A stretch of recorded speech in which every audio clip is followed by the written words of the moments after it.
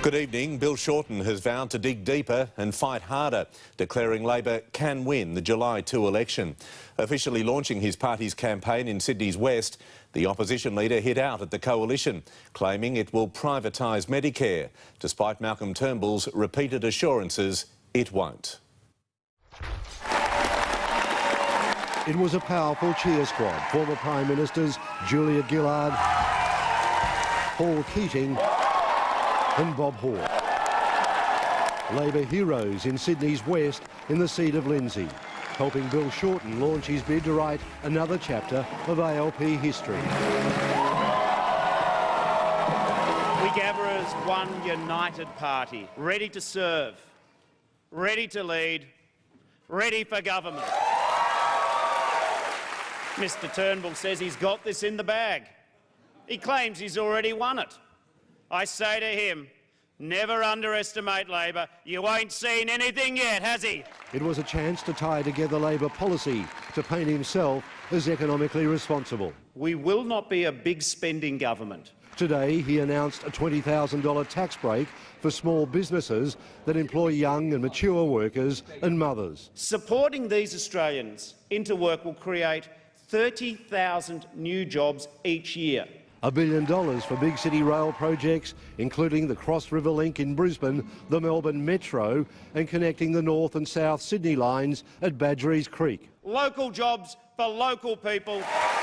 The polls showing close. They also show Labor short in key marginal seats they have to win to form government.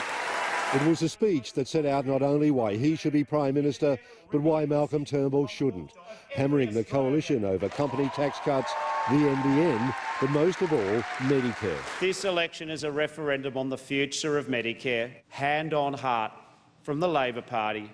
Labor will never support the privatisation of Medicare, full stop. Medicare will never, ever be privatised. There will be no outsourcing of any elements of the Medicare service that are currently delivered by government, full stop.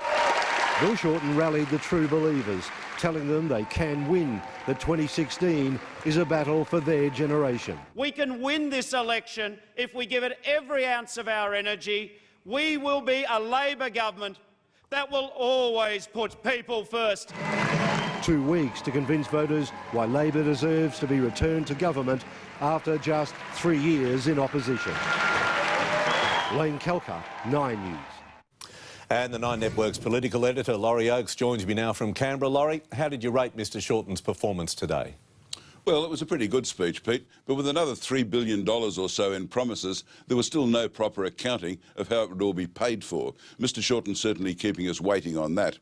Two things stuck out for me. Mr Shorten obviously needed to counter the feeling that the election has already slipped away because Labor's not getting the swings it needs to win key marginal seats. He set out to convince supporters that it's not all over, the election is still winnable, Malcolm Turnbull has not got it in the bag yet. The second thing that's clear from the speech is that Labor will go for broke in the final 2 weeks of the campaign with its Medicare scare campaign. Mr Shorten really ramped it up today, simply ignoring Mr Turnbull's flat denials of any privatisation plans and declaring the election a referendum on Medicare's future. He's now pinning his election hopes on health and the alleged, you could almost say imaginary, threat to Medicare. Labor's convinced the issue is biting with voters, and the government's increasingly worried reaction suggests that could well be the case, Pete. All right, Laurie, thank you. There was drama